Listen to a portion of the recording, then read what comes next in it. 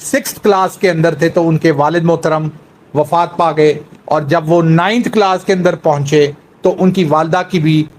وفات ہوگی، اور 7 بہنوں کے وہ ایک بھائی تھے، آپ خود سوچے، اور گھر میں ان کے علاوہ کوئی مرد نہیں تھا، باقی بہنیں تھی ساری۔ تو انہوں نے اپنی زندگی کے اندر جب اپنی، ابھی تو جوانی تو نہیں آپ کہہ سکتے ہو کہ 8ویں 9ویں کے اندر، تو وہ جب اپنی یوتھ میں تھے، لڑکپن میں تھے، تو تب سے انہوں نے اپنے بہنوں کا، گھر کا خرچہ اور ان ساری چیزوں کی ذمہ داری اٹھائی۔ لکڑی وہ کاٹتے تھے، پورا پورا دن وہ لکڑی کاٹتے تھے، اور اس کے بعد لکڑی کو وہ بیچتے تھے، اور اس کے بعد وہ جا کے اپنے گھر والوں کا اور یہ ساری ان کے اپنے جو ان کے اوپر رسپانسبلٹیز، اللہ تعالیٰ نے سچویشن ایسی بنا دی کہ اس کم عمر میں ان کے اوپر رسپانسبلٹی آ گئی، تو انہوں نے یہ رسپانسبلٹی اٹھا لی اور اس چیز کرنا شروع ہو گئے، کیونکہ اللہ تعالیٰ کا کرم تھا۔ اس کے اندر یہ چیز دیکھیں کہ رسپانسبلٹی کو اٹھانے کے باوجود انہوں نے اپنی پڑھائی کے اوپر بہت فوکس رکھا، ہی کیپٹ آن اسٹڈنگ، اور اپنے اسکول کے اندر، جس اسکول میں وہ پڑھتے تھے، جس پہلی جماعت سے ریکگنائز جو جماعت ہوتی ہے سے لے کے 10ویں تک، ہر سال وہ فرسٹ آتے رہے۔ بہت ہی زیادہ وہ محنتی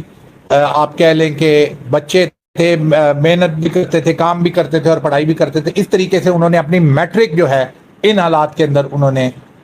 جو ہیں وہ پورے کیے اور اپنی ذمہ داریاں ساتھ اٹھاتے رہے۔ اس کے بعد وہ فوج کے اندر سپاہی کے طور کے اوپر بھرتی ہوتے ہیں، اور سپاہی کے طور پہ بھرتی ہو کے تو وہ پھر فوج کے اندر چلے جاتے ہیں۔ ایک دن ہی kept on pursuing his education, کو اس لیے کہ یہ چیزیں بتا رہا ہوں کہ یہ کتنی امپورٹنٹ ہے، بہانے بنانا چھوڑ دیں، اور جنہوں نے کرنا ہوتا ہے کام وہ کس طریقے سے کرتے ہیں، کہ وہ ادھر سپاہی کے طور پہ بھرتی ہوئے لیکن انہوں نے اپنی پڑھائی کو نہیں چھوڑا، اور اسٹریٹ لیمپس اور جیسے وہ ہوتا ہے ان کے اندر وہ بیٹھ کے اپنی ایف اے کی تیاری کرنا شروع ہو گئے۔ ایک دن ان کا جو کمانڈنگ آفیسر تھا ان کو دیکھا پڑھتے ہوئے، تو انہوں نے کہا کہ کل تم میرے آفس میں آؤ۔ اگلے دن جب وہ آفس میں پہنچے تو انہوں نے جب وہ دفتر میں آئے تو انہوں نے ان کو بولا، چند سوال پوچھے، صاف ظاہر ہے بچے کی آئی کیو لیول اور یہ چیز انٹیلیجنس دیکھنے کے لیے، تو انہوں نے وہ جواب دیا۔ تو ان کو کمانڈنگ آفیسر جو تھے انہوں نے کہا کہ یہ تم اپنی پڑھائی کو کنٹینیو کرو and I will help you, اور انہوں نے پھر ان کو ہیلپ کیا کہ وہ اپنا ایف اے کمپلیٹ کریں۔ اے گریڈ لے کے ایف اے کے اندر، اس وقت یہ اے پلس پلس نہیں ہوتے تھے، اے ہی ہوتا تھا، اے گریڈ لے کے وہ ایف اے کے اندر پاس ہوئے، اور اس کے بعد جو کمانڈنگ آفیسر تھا انہوں نے ان کو آئی ایس ایس بی کا ٹیسٹ دینے کے لیے ان کو بھیجا اور ان کو سپورٹ کیا، اور وہ وہاں گئے اپنے زکاکول اکیڈمی پی ایم اے میں وہ گئے ٹو گیٹ کمیشنڈ۔ تو آپ یہ دیکھیں اس بچے کی آپ اسٹرگل دیکھیں، اس بچے نے اپنی ذمہ داریوں کو نہیں چھوڑا، اس بچے نے اپنی پڑھائی کو نہیں چھوڑا کہ اب ذمہ داری پڑ گئی ہے تو پڑھائی چھوڑ دوں، پڑھائی پڑ گئی ہے تو ذمہ داری چھوڑ دوں، یہ سب چیزیں پڑ گئی ہیں تو ملک کا دفاع چھوڑ دوں، کچھ بھی نہیں کیا۔ وہ ساری چیزیں 65 کے اندر پی ایم اے سے وہ سیکنڈ لیفٹیننٹ بن کے پاس آؤٹ ہوئے، اور جیسے میں نے آپ کو بولا کہ 4 سپتمبر کو وہ محاذ کے اوپر، برکی کے محاذ کے اوپر، بی آر بی کے محاذ کے اوپر رپورٹڈ ٹو میجر راجہ عزیز بھٹی۔ جب عزیز بھٹی صاحب کے پاس یہ پہنچتے، عزیز بھٹی ریئر فرنٹ کے اوپر تھے، ہمارا جو فرنٹل اٹیک تھے، جو چیزیں تھی ہمارا، کیونکہ بارڈر اس وقت ہم نے کنسیڈر کیا ہوتا تھا، یہ سارا علاقہ میں نے آپ کو بتایا کھیت کھلیان تھے، تو بارڈر جو تھا وہ بی آر بی کی نہر تھی، بی آر بی کی نہر کے ادھر نو مین ایریا تھا، انڈیا وہاں پٹرول کرتا رہتا تھا۔ ہم نے یہی کنسیڈر کیا ہوا تھا کہ یہ جو نہر ہے بی آر بی، یہ ہمارا بارڈر ہے۔ تو راجہ عزیز بھٹی نے ان کو ایک کمپنی کا انچارج بنایا اور 26 لوگ ان کو دیے، اور ان کو یہ مشن دیا کہ صابر آپ نے جانا ہے بی آر بی کراس کر کے انڈیا والی سائٹ پہ، اور وہاں سے جا کے آپ انفارمیشن گیدر کریں کہ ان کی جو موومنٹ ہو رہی ہے، جو ہمیں پتہ چل رہا ہے، اس وقت کوئی سیٹلائٹ اور یہ چیزیں تو تھی نہیں، امیج یا ڈرون، اور یہ تو وہاں جا کے ہی پتہ بندہ کر سکتا تھا، نہ کیمرے اس طرح کے تھے۔ ایک طرح سے بنایا، اسکاؤٹس بنایا، اور ان کو یہ بولا کہ آپ جائیں اور وہاں سے جا کے ریکی کریں، اور اس کے بعد آ کے ہمیں ان کی پوزیشنز کو بتائیں تاکہ ہم اپنی آرٹلری گنز کے اندر ان پوزیشنز کو مارک کریں۔ تو اس کے اوپر جب 4 تاریخ کو رات کو پہلی دفعہ لیفٹیننٹ صابر جو تھے انہوں نے کراس تھا، تو ان کا وہاں واسطہ صاف ظاہر ہے انڈین تو اس علاقے میں آتے رہتے تھے، تو پہلا ہی انکاؤنٹر ان کا 4 تاریخ کو ہو گیا کہ انہوں نے آگے فرنٹ پہ گئے، پیچھے لوگوں کو بٹھایا، ڈچز بنانا تھی، پل باکس بنانے تھے۔ جیسے میں نے آپ کو بولا کہ یہ پلین لینڈ تھا، یہاں درخت بھی نہیں تھے، کچھ بھی نہیں تھا، کھیتوں میں لوگ فصلیں اگاتے ہیں, درخت تو نہیں اگا دیتے. تو انہوں نے کیا, ان کے بنکر کیا تھے کہ وہ کھدائی کریں, خندقیں کھودیں اور زمین کے اندر بنائیں, پل باکس بنائیں اور اس طرح سپلٹس بنائیں. تو یہ بنا کے یہ بیٹھے ہوئے تھے. یہ فرنٹ کے اوپر گئے تو ان کو 3-4 انڈین افسر وہاں اندھیرے میں تھے تو نظر آ گئے. تو انہوں نے ان کو بولا ہینڈز اپ. ان کو بھی سمجھ نہیں آئی کہ بندہ اپنا ہے, کون ہے, پاکستانی کیسے ادھر آ گیا. تو جب انہوں نے ایک ہاتھ اٹھایا, اندھیرے میں ان کو نظر نہیں آیا, وہ آگے آئے, دوسرے ہاتھ سے انہوں نے اپنی پسٹل نکالی اور 4 انڈینز کو وہاں مار دیا. یہ ہماری پہلی کلز تھیں 1965 کی, آپ کہہ لیں, جو 4 ستمبر کی رات ہم نے انڈین ٹرین کے اندر مارے تھے لوگ. اس وقت جنگ سٹارٹ نہیں ہوئی تھی لیکن موومنٹ ہو رہی, اور یہ پہلی کلز جو ہیں ہماری ان کی, یہ جو پاکستان آرمی کی تھیں, یہ لیفٹیننٹ صابر حسین کے ہاتھ سے ہوں. خیر یہ مار کے وقت آئے, انہوں نے دیکھا وہاں سارے موومنٹ دیکھی, ٹینکس ابھی کافی 3 سے 4 کلومیٹر پیچھے تھے اور وہ کمپائل ہو رہے تھے. تو انہوں نے واپس آ کے میجر راجہ عزیز بھٹی کو بتائی, وہ پوزیشنیں بتائیں, انہوں نے مارک کی اپنی آرٹلری گنز کے اوپر, اور وہ ریڈی ہو گئے کہ اب جب انڈیا موو کرتا ہے تو پھر ہم اس کے اوپر اٹیک کریں گے. اور اس طریقے سے پھر جیسے میں نے آپ کو بتایا کہ 6 تاریخ کی صبح جب یہ موومنٹ ہوئی اور جنگ پراپر طریقے سے سٹارٹ ہوتی ہے, اس وقت یہ ایک چیز اور آ گئی کہ کیونکہ وہ کنٹینیوس موو کر رہے تھے انڈین ٹینکس, تو ان کی پوزیشنز جو ہیں وہ چینج ہو رہی تھیں اور وہ اکٹھے ٹینکس لے کے آ رہے تھے. اگر آپ پکچرز بھی دیکھیں آپ کو تصویریں مل جائیں گی, ان تصویروں میں آپ دیکھ سکتے ہیں کہ لائن کے اندر وہ ٹینک, یعنی 10-10 میٹر کے فاصلے کے اوپر وہ ٹینکس لائن, آپ کو پتہ نہیں چلتا. تو ڈیسائیڈ یہ کیا عزیز بھٹی نے کہ صابر حسین کو انہوں نے بولا کہ آپ نے کنٹینیوسلی وہاں جانا ہے اور کنٹینیوسلی مجھے رپورٹ دینی ہے, پھر وہاں بیٹھنا ہے, پھر ان کے ٹینکس کو مارک کرنا ہے, پھر ان کے لوگوں کو جو انفینٹری, ان کی انفینٹری بریگیڈ جو آ رہی تھی اس کو مارنا ہے. تو یہ ساری چیزیں آپ نے کرنی ہے اور یہ کنٹینیوس آپ نے یہ چیز کرتے رہنا ہے. تو اس کے اوپر پھر وہ صابر, لیفٹیننٹ صابر جو تھے وہ BRB کو تیر کے کراس کرتے تھے, وہاں جاتے تھے, وہاں جا کے انڈینز کو مارتے تھے, ٹینکس تباہ کرتے تھے. راکٹ لانچر اس وقت ہمارے پاس ہوتے تھے, وہ راکٹ لانچر سے انہوں نے 2 ٹینک انہوں نے تباہ بھی کیے. اور اس کے بعد انڈینز کو یہ پتا چل گیا کہ اس ایریا کے اندر پاکستانی جو ہیں ایکٹیو ہیں, ان کو یہ نہیں پتا تھا کہ ان کی تعداد کیا ہے, لیکن ان کے اوپر ایک خوف طاری تھا کہ پتہ نہیں کتنا بندہ ادھر ان کا موجود ہے. جی زاہد, آپ نے نہیں سنا تو میں آپ کو بتا دیتا ہوں, 32 PMA سے ان کا تعلق ہے, 32 لانگ کورس سے آپ PMA سے ان کا تعلق ہے لیفٹیننٹ صابر حسین کا. یہ جب ادھر چلے گئے تو انہوں نے پھر 12 پنجاب کا یونٹ تھا, 12 پنجاب, بلوچ نہیں تھا ادھر, شفقت بلوچ کا اگر آپ کنفیوز کرتے ہیں, یہ 12 اور 17 پنجاب جو تھے وہ یہاں موجود تھے ان فرنٹ کے اوپر. تو پھر انہوں نے کیا کیا کہ یہ وہاں گئے اور انہوں نے وہاں سے پوزیشنز کو, لوکیشن کو بتایا, اور انڈیا نے جو 6 تاریخ کو اٹیک کیا اس کے اندر بہت میسو اٹیک تھا, اور پھر ہم نے اپنی آرٹلری چلانا شروع کر دی. جب ہم نے اپنی آرٹلری چلانا شروع کر دی تو انڈیا وہاں سے صرف اور صرف اپنی آرمڈ بریگیڈ لے کے نہیں آ رہا تھا. انڈیا کی 15th انفینٹری ڈویژن انڈر ان کا ایک جو یہ آپ کہتے ہیں World War II کا ویٹرن تھا, نرنجن پرساد میجر جنرل, اس کے انڈر یہ اس کو اپنے بیسٹ جنرل کو شاستری صاحب نے اپنی طرف سے بھیجا ہوا تھا کہ آپ نے لاہور مجھے لا کے دینا, اور وہ آپ کہہ لیں کہ کمرے میں ٹیبل کر کے انتظار کر رہے تھے کہ بس کسی وقت بھی یہ خبر دے دیں گے 6 تاریخ کو کہ لاہور ہم نے کر لیے. تو نرنجن صاحب جو تھے انہوں نے 3 سائڈ سے لاہور کے اوپر اٹیک جو ہے وہ کمنس کروایا. ایک میں نے آپ کو بتایا واگا والی سائڈ پہ, اور ایک برکی والی سائڈ پہ, اور ایک قصور کے فرنٹ سے. ہم ابھی جو ہے وہ BRB کا فرنٹ آپ کو میں بتا, جو BRB اور برکی روڈ کا فرنٹ ہے جہاں میجر عزیز بھٹی اور لیفٹیننٹ صابر حسین موجود تھے. تو جب انہوں نے یہ دیکھا کہ یہ اٹیک آ گیا ہے تو پھر انہوں نے آرٹلری چلانا شروع کی, اور میجر عزیز بھٹی نے 6 تاریخ کو, آپ کہہ لیں میجر عزیز بھٹی 6 تاریخ کو شہید نہیں ہوئے. یہ بھی ہمارے جو بچے ہیں ان کو یہ چیز پتہ نہیں ہے کہ وہ کیوں 6 کے اندر ہی کو کلوز کر دیتے ہیں اس ساری چیز کو. یہ جیسے میں نے آپ کو پہلے بتایا کہ 17 دن جنگ چلتی رہی اور سیز فائر جا کے 23 تاریخ کو ہوا. 22 تاریخ کی رات تک انڈیا لاہور پہ اٹیک کرتا رہا. انڈیا نے اٹیک واپس روکے نہیں, حالانکہ نیگوشیشن سیز فائر کی ہو رہی تھی. میں نے آپ کو بتایا 13 بڑے حملے انہوں نے کیے, یعنی 13 دن 17 में से 13 दिन उन्होंने पूरे के पूरे अटैक कंफिगर करके दोबारा से रीइंफोर्स होके वो अटैक करते थे। अजीज भट्टी ने इनको ये बोला हुआ था कि आपने हमारी आर्टिलरी और इंडियन टैंक्स के दरमियान रहना है, और ये कुछ आसान चीज थी आर्टिलरी और इंडियन टैंक, क्योंकि ये इनको रिपोर्ट करते थे पीछे कि जी यहाँ उनकी पोजीशन है, आर्टिलरी फायर वहां मारे। इनकी रिपोर्ट के ऊपर अजीज भट्टी जब यहाँ से आर्टिलरी फायर चलाते थे, जहां उनका मॉन्यूमेंट है, जहां वो शहीद हुए, तो यहाँ से जब वो आर्टिलरी फायर चलाते थे तो वहां जाके इंडियन टैंक्स के ऊपर लगता था। और ये दरमियान में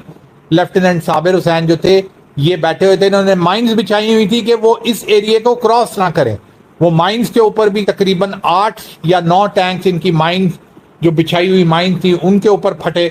और उसके बाद बेशुमार लोग इन्होंने वहां से किया। आप सोचे कि इतनी बड़ी तादाद में लोग क्रॉस कर रहे होते हैं, तो अगर मैं कहता हूं कि 5,000, 7,000, 10,000 बंदा भी मर जाता तो फिर भी कोई 5,000, 8,000 बंदा क्रॉस कर जाता। लेकिन मसला ये था कि उनके ऊपर खौफ इतना ज्यादा था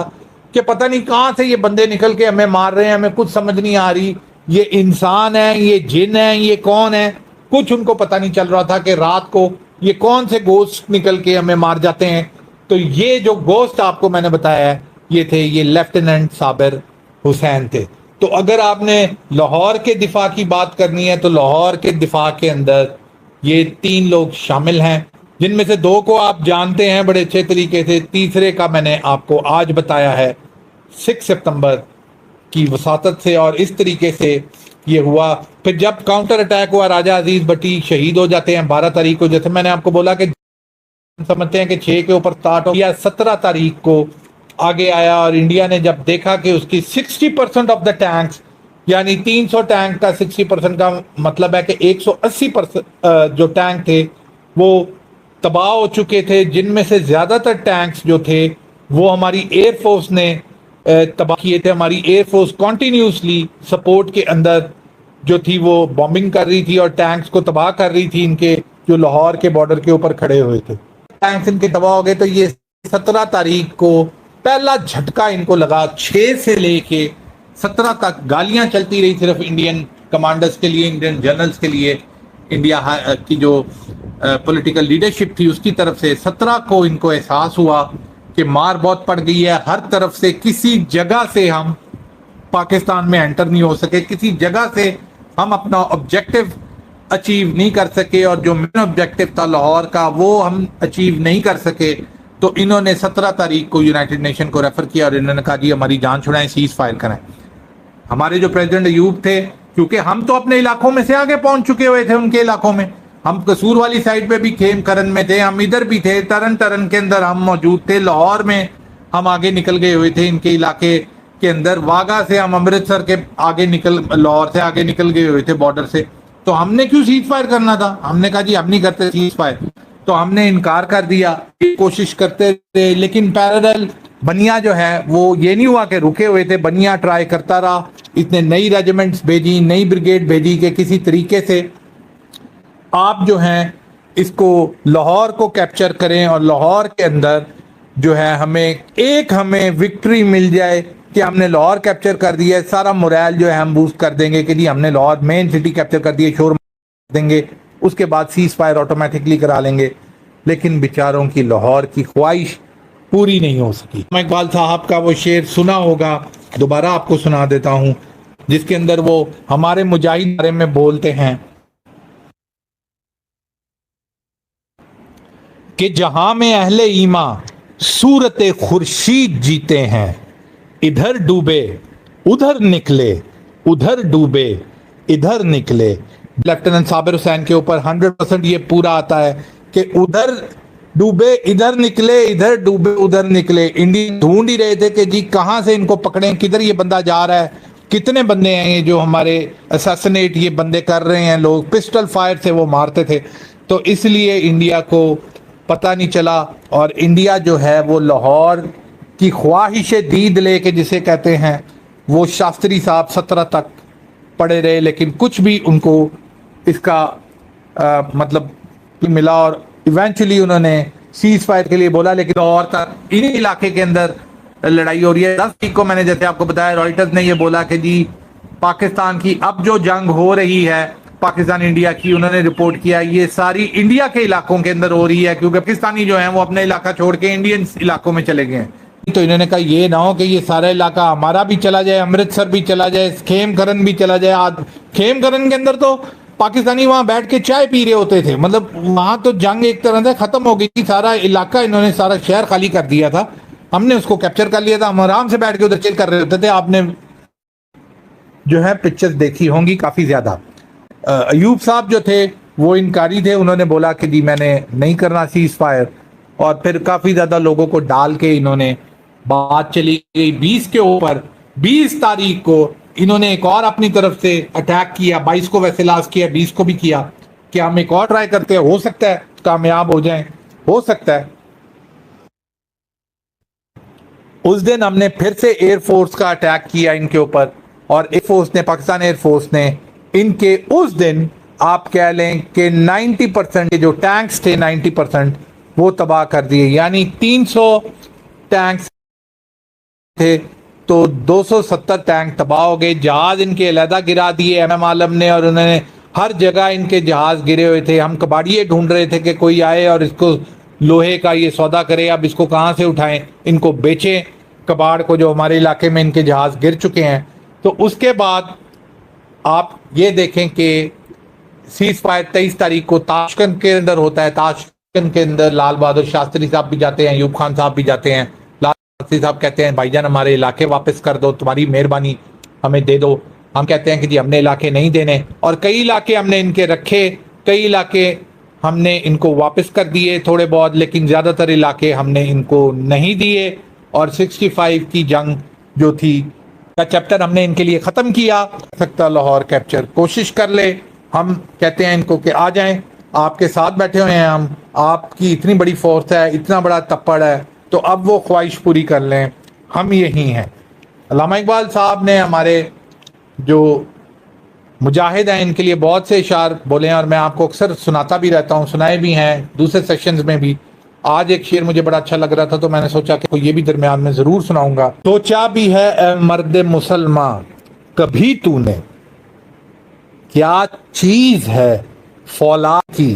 شمشیر جگردار، اس بیت کا یہ مصرع اول ہے کہ جس میں پوشیدہ چلے آتے ہیں توحید کے اسرار، ہے فکر مجھے مصرع تانی کی زیادہ، اللہ کر مجھ کو عطا فقر کی تلوار، قبضے میں یہ تلوار بھی آ جائے تو مومن، یا خالد جانباز ہے یا حیدر کرار۔ تو ماشاءاللہ پاکستان آرمی کے اندر خالد جانباز بھی ہیں اور حیدر کرار بھی ہیں۔ اتنا آسان نہیں ہے ان کے ساتھ اس طریقے سے پنگے بازی کرنا، اور یہ انڈیا جو ہے 4 جنگوں میں یہ چیز دیکھ چکا ہے۔ ہماری طرف سے موسٹ ویلکم، 5ویں جنگ کے اندر بھی ضرور آئیں، 5ویں جنگ کے اندر بھی ضرور آئیں، ہم بیٹھے ہیں آپ کے لیے انتظار کے اندر۔